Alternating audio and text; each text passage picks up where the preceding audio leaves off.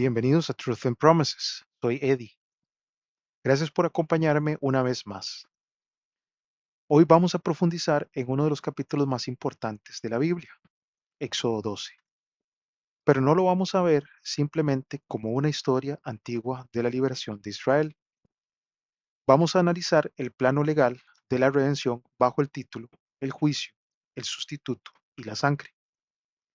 A través de este pasaje entenderemos por qué el juicio de Dios es necesario, por qué se requiere de un sacrificio perfecto y cómo la sangre aplicada es el único refugio que Dios reconoce. Este evento es la sombra exacta de lo que Pablo nos enseña en las epístolas sobre nuestra salvación en Cristo. Nuestro objetivo hoy es conectar la Pascua judía con el Evangelio puro. Veremos que la justicia de Dios no ha cambiado. Él sigue demandando un pago por el pecado, y ese pago solo se encuentra en la sangre del Cordero. Comencemos analizando el contexto de esa noche de rescate. Para que podamos seguir el hilo de esta enseñanza, he dividido la presentación en 4 puntos clave. Comenzaremos estableciendo el contexto histórico de la noche del rescate en Egipto, para luego entrar de lleno en la base doctrinal, la necesidad del juicio, la figura del sustituto y la importancia vital de la sangre aplicada por fe. Concluiremos viendo el resultado legal de esta obra, la seguridad y la reconciliación que tenemos hoy, y cómo todo esto se resume en la presentación del Evangelio, la obra terminada de nuestro Señor Jesucristo. Sin más preámbulo, comencemos. Me gustaría que me acompañaras a Éxodo, capítulo 12. Si tienes una Biblia a mano, puedes ir conmigo, y si no, puedes leerlo aquí en pantalla. Éxodo, capítulo 12, versos del 1 al 14. Pero antes de comenzar a leer, me gustaría que entendiéramos el trasfondo de esa noche. Recordemos que Israel no estaba de paso en Egipto. Llevaban cerca de 400 años en esa tierra, y gran parte de ese tiempo bajo una esclavitud cruel y agotadora. Dios había escuchado el clamor de su pueblo, y su liberación no era solo un acto de libertad, sino el cumplimiento de una promesa hecha a Abraham siglos atrás. También es vital entender que este juicio no fue repentino. Dios en su paciencia le dio al faraón múltiples oportunidades a través de 9 plagas anteriores. Dios demostró su soberanía sobre cada ídolo de Egipto, pero la Biblia nos dice que el faraón endureció su corazón y se negó a liberar al pueblo de Dios. Lo que vemos en Éxodo 12 es el juicio final después de que todas las advertencias fueron rechazadas. Esto nos enseña algo fundamental. Dios es paciente, pero su juicio es inevitable cuando el hombre persiste en su rebelión. Al igual que el faraón, tuvo sus advertencias. La Pascua fue el punto donde la paciencia de Dios dio paso a la ejecución de su justicia. Vamos a comenzar a leer el versículo 1, Éxodo 12, versículo 1. Y habló el Señor a Moisés y a Aarón en la tierra de Egipto, diciendo: Este mes os será principio de los meses. Será este para vosotros el primero de los meses del año. Hablad a toda la congregación de Israel diciendo: En el 10 de este mes, tómese cada hombre un cordero por las familias de sus padres, o un cordero por casa. Y si la familia fuere pequeña, que no baste a comer el cordero, entonces tomará a su vecino inmediato a su casa, y según el número de las almas, cada uno conforme a su comer. Echaréis la cuenta sobre el cordero. Vuestro cordero será sin defecto, macho de un año. Lo tomaréis de las ovejas o de las cabras, y lo guardaréis hasta el día 14 de este mes, y lo inmolará toda la asamblea de la congregación de Israel entre las 2 tardes. Y tomarán de la sangre y la pondrán en los 2 postes y en el dintel de las casas en que lo han de comer. Y aquella noche comerán la carne asada al fuego y panes sin levadura, y con hierbas amargas lo comerán. Ninguna cosa comeréis de él cruda, ni cocida en agua, sino asada al fuego, su cabeza con sus pies y sus intestinos. Ninguna cosa dejaréis de él hasta la mañana, y lo que habrá quedado hasta la mañana habéis de quemarlo en el fuego. Y si habéis de comerlo con vuestros, y así habéis de comerlo, con vuestros lomos ceñidos, vuestros zapatos en vuestros pies, y vuestro bordón en vuestra mano, y lo comeréis apresuradamente. Es la Pascua del Señor. Versículo 12. Pues yo pasaré esta noche por la tierra de Egipto, y heriré a todo primogénito en la tierra de Egipto, así en los hombres como en las bestias, y ejecutaré juicio contra todos los dioses de Egipto. Yo soy el Señor. Y la sangre os será por señal en las casas donde vosotros estéis, y cuando yo viere la sangre, pasaré sobre vosotros, y no habrá en vosotros plaga para destruiros, cuando hiera la tierra de Egipto. Y este día os será en memoria, y vosotros lo celebraréis como solemne al Señor durante vuestras generaciones. Por ordenanza perpetua lo celebraréis. Como vemos en el primer punto, el escenario es Egipto, pero espiritualmente representa al mundo entero bajo la sentencia divina. No es un juicio basado en la opinión de los hombres, sino el decreto soberano del Señor. En esa noche no había terreno neutral. O se estaba bajo el juicio o se estaba bajo el refugio que Dios mismo proveyó. Aquí llegamos al corazón del problema humano. El conflicto no era simplemente entre el faraón y Moisés, era un conflicto legal entre la santidad absoluta de Dios y la rebelión del hombre. La santidad de Dios exige que el pecado sea castigado. No podemos entender la gracia si primero no entendemos que, por naturaleza, nuestra condición pecaminosa nos pone en rumbo de colisión directa con la justicia de un Dios santo. La sentencia fue final y devastadora. Dios no dijo que pasaría a observar o a evaluar.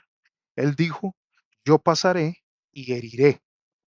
Esta sentencia nos recuerda que Dios es el juez de toda la tierra y que su palabra se cumple. Sin embargo, en esa misma frase de juicio, Dios abre la puerta a la esperanza. El juicio es real, pero el escape también lo es a través de la señal que Él estableció. Esa noche, la única diferencia entre el llanto y la paz fue la obediencia a las instrucciones de Dios respecto a la sangre. Ahora, es fácil ver esta historia de la noche del rescate como algo que le sucedió a un pueblo específico en un tiempo lejano. Pero la Biblia nos enseña que lo que ocurrió en las casas de Egipto es un tipo o una sombra de una realidad mucho más grande. Al entrar en nuestro segundo punto, veremos que este escenario de juicio no se limita a una geografía o a una cultura, sino que revela una verdad fundamental. El juicio de Dios es universal. La necesidad, el juicio universal. Vamos a ir al versículo 12 y dice así, Éxodo 12:12.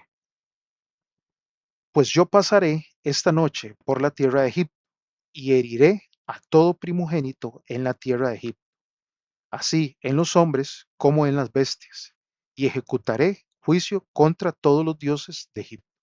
Yo soy el Señor. En este versículo 12 vemos algo impactante. Dios no hace acepción de personas cuando se trata de su santidad. Aquella noche, ante los ojos del juez justo, no hubo distinción entre egipcio ni hebreo, por su origen o apellido. La única distinción real, la que decidía la vida o la muerte, la hizo la presencia de la sangre. Sin la sangre, el hebreo era tan culpable y estaba tan bajo sentencia como el egipcio. Esto nos enseña que nadie nace salvo por pertenecer a un grupo o a una religión. Me gustaría que me acompañaras a Romanos capítulo 3, verso 23. Romanos capítulo 3, verso 23. Y dice así la palabra de Dios: por cuanto todos pecaron y están destituidos de la gloria de Dios. Aquí el apóstol Pablo nos enseña o nos muestra que todos los seres humanos somos pecadores y por lo tanto estamos destituidos de la gloria de Dios. La realidad es que todos somos culpables. Ahora me gustaría que me acompañaras a Romanos capítulo 5, verso 12. Romanos capítulo 5, verso 12. Y dice así: por tanto, así como el pecado entró en el mundo por un hombre, y por el pecado la muerte, y la muerte así pasó a todos los hombres por cuanto todos pecaron. Una vez más, Pablo vuelve a recalcar que todos somos pecadores, y como todos somos pecadores, nuestro castigo es la muerte. Ahora me gustaría pasar al siguiente punto. Y en el siguiente punto vamos a ver el sustituto, un cordero sin defecto. Vamos a regresar a Éxodo capítulo 12 y vamos a ver el verso 5. Éxodo capítulo 12, verso 5. Y dice así: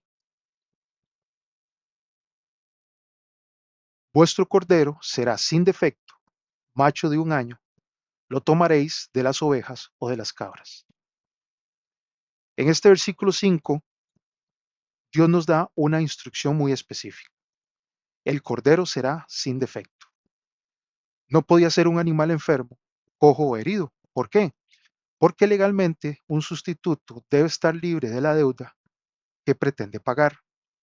Si el cordero hubiera tenido un defecto, él mismo habría necesitado ser redimido. El hecho de ser sin mancha representaba una pureza absoluta, necesaria para satisfacer la inspección divina antes del sacrificio. Esta sombra eh, se cumple perfectamente en la persona de Jesucristo. Me gustaría que me acompañaras ahora al libro de Juan, Juan capítulo 1, verso 29. Juan capítulo 1, verso 29.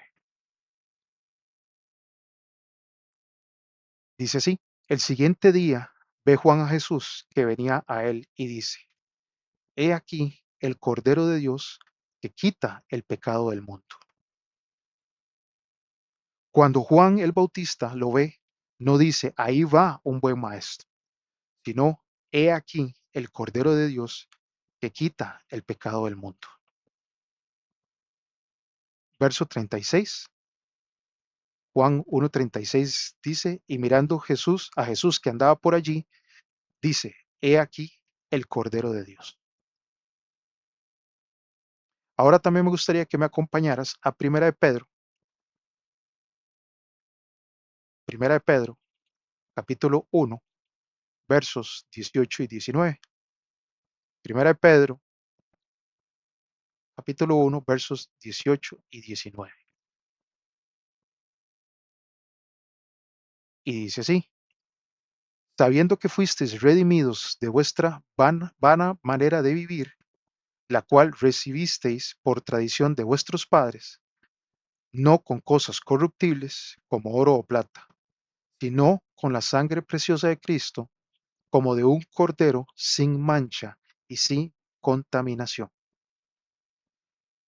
Pedro lo confirma en su primera epístola, recordándonos que no fuimos rescatados con cosas corruptibles como oro y plata, sino con la sangre preciosa de Cristo, como de un cordero sin mancha y sin contaminación. Solo Jesús, al vivir una vida perfecta bajo la ley, calificó legalmente para tomar nuestro lugar. Su falta de pecado personal es lo que le permite cargar con el pecado de nosotros. Pero tener un cordero perfecto no era suficiente para salvar a la familia de Egipto. La sangre de ese cordero tenía que ser aplicada. Pasemos al siguiente punto para ver cómo esa sangre a nosotros por medio de la fe. Ahora regresemos a Éxodo capítulo 12 y vamos a ver el verso 7. Éxodo capítulo 12, verso 7. Y dice así, y tomarán de la sangre y la pondrán en los dos postes y en el dintel de las casas en que lo han de comer.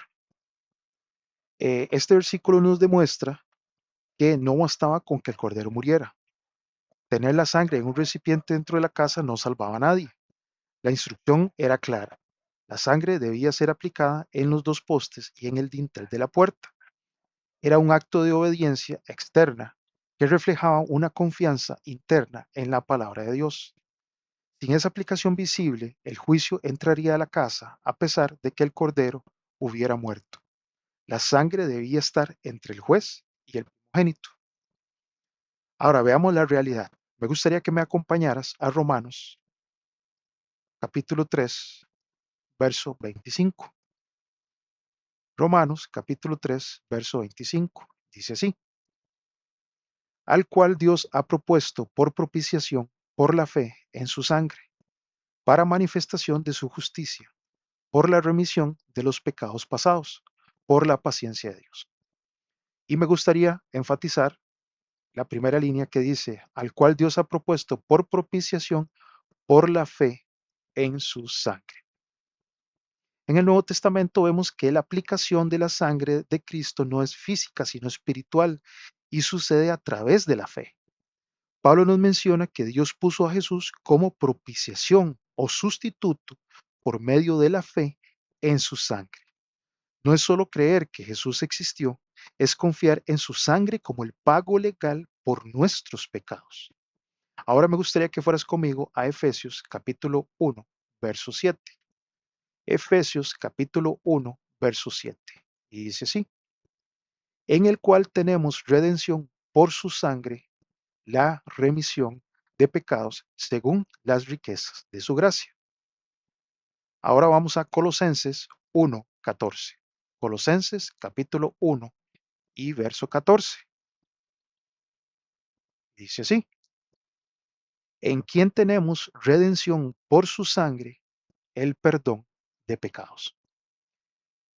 Como vemos en estos dos pasajes, Efesios 1:7 y Colosenses 1:14, es mediante su sangre, la sangre de Cristo, que tenemos redención y el perdón de pecados.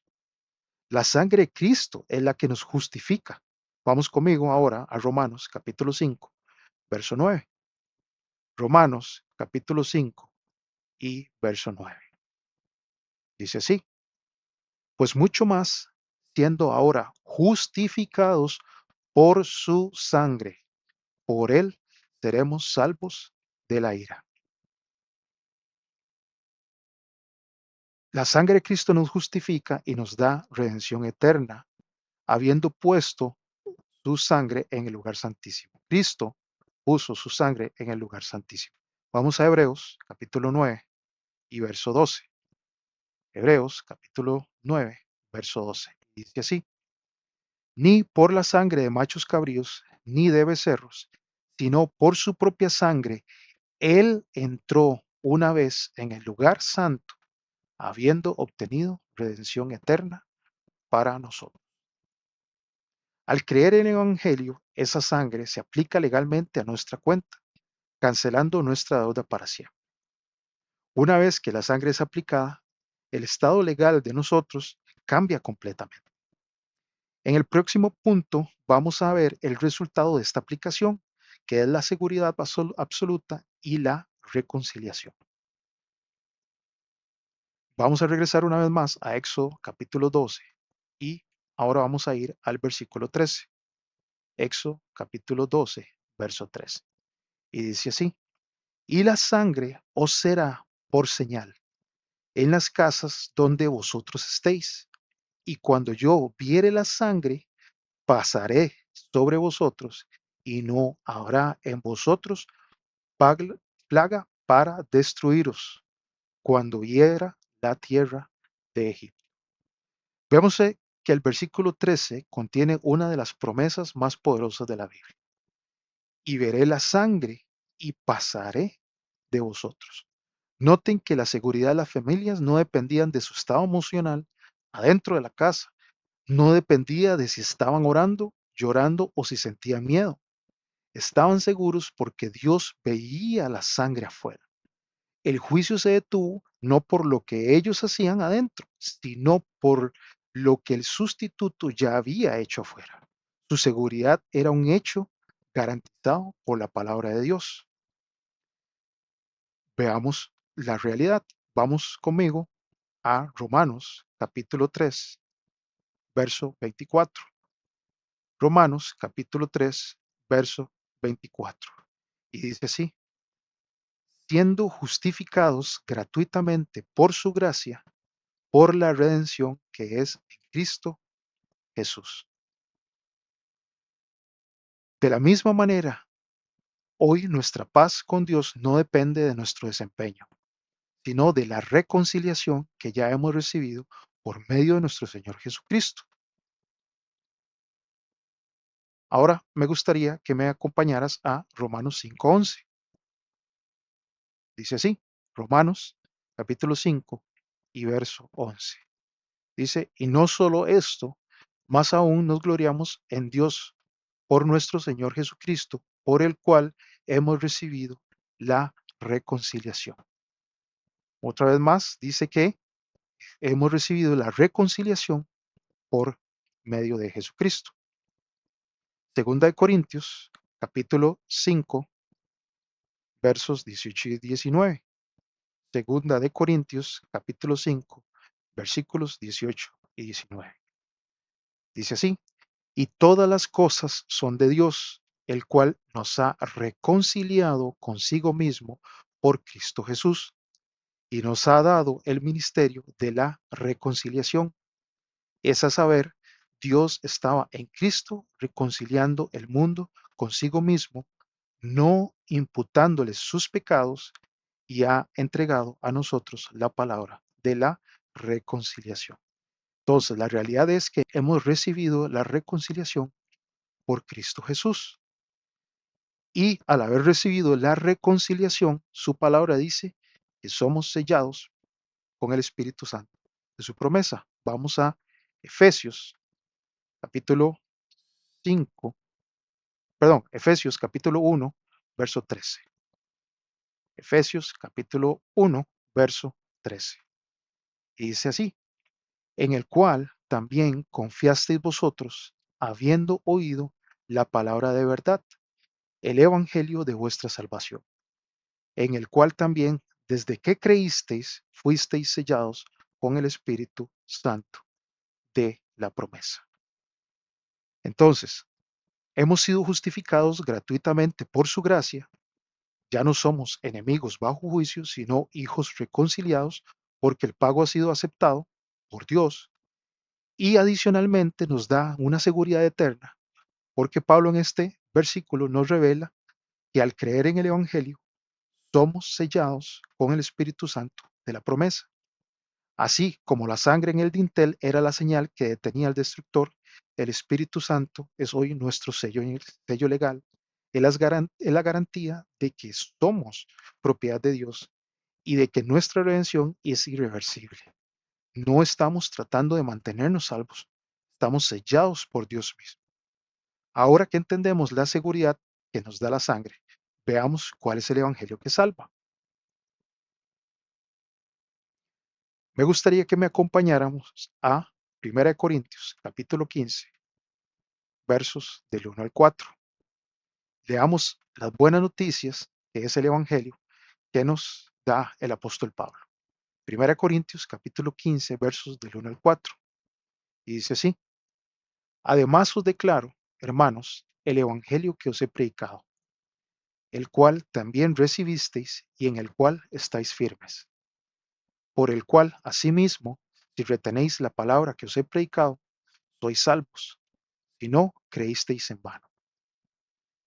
Y aquí comienza el Evangelio, porque primeramente os he enseñado lo que asimismo yo recibí, que Cristo murió por nuestros pecados, según las Escrituras, y que fue sepultado y que resucitó al tercer día, según las Escrituras. Me gustaría compartir estos 5 puntos como los que lo compartí en la presentación pasada. Y son los 5 puntos escritos aquí, descritos en el Evangelio en los versos 3 y 4. Primeramente, ¿cómo murió Cristo? Número 2, ¿por qué murió? Número 3, fue sepultado. Número 4, resucitó al tercer día. Y número 5, según las Escrituras. ¿Cómo murió Cristo? Murió en la cruz derramando su sangre.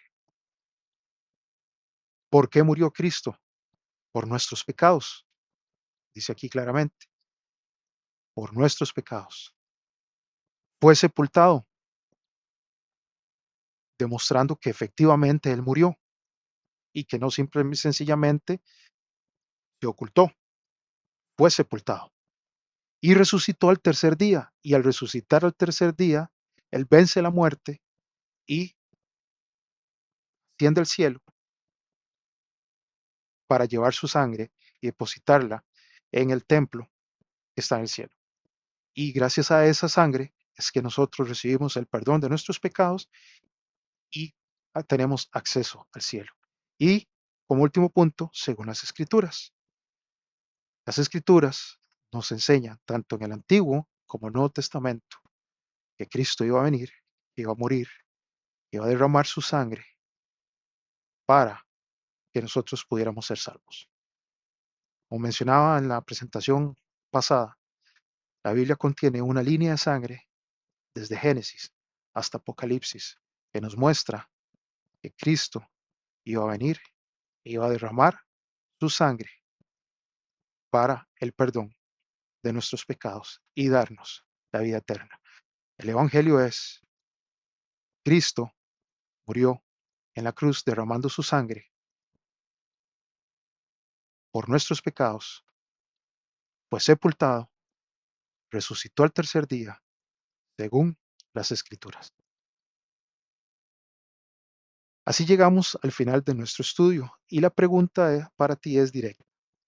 ¿Has creído en el Evangelio y en la sangre de Cristo? No te pregunto si vas a una iglesia, si eres una buena persona o si tratas de portarte bien. Te pregunto si has puesto tu fe exclusivamente en el pago que Jesús hizo por ti. Me gustaría que fueras conmigo a Romanos capítulo 6, verso 23. Romanos capítulo 6, verso 23. Dice su palabra, porque la paga del pecado es la muerte, mas el don de Dios es vida eterna en Cristo Jesús, el Señor nuestro. La paga del pecado es la muerte, pero el regalo de Dios es vida eterna en Cristo Jesús, Señor nuestro. Un regalo no se paga, no se merece y no se trabaja. Simplemente se recibe por la fe. Hoy ese regalo está frente a ti y la única forma de obtenerlo es dejando de confiar en tus esfuerzos y confiar en su sacrificio. Por último, me gustaría que me acompañaras a Efesios capítulo 2, versos 8 y 9. Efesios capítulo 2, versos 8 y 9. Porque por gracia sois salvos por la fe, y esto no de vosotros, es el don de Dios, no por obras para que nadie se gloríe. Por gracia sois salvos por medio de la fe. Es un regalo de Dios, no es por obras para que nadie se gloríe. Cuando Cristo estaba en la cruz, Él dijo, consumado es, la obra está terminada. Falta nada por hacer, solo falta que tú creas.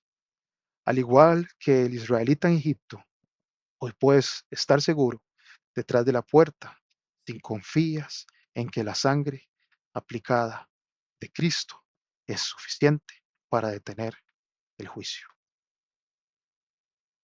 Hemos llegado al final de este estudio sobre Éxodo 12 y su conexión con nuestra salvación.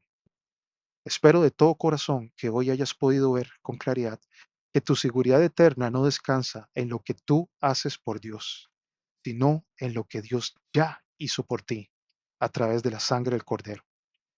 Si este contenido ha sido una bendición para tu vida y quieres seguir profundizando en las promesas y verdades de la palabra de Dios, te invito a que te suscribas al canal y actives la campana de notificaciones.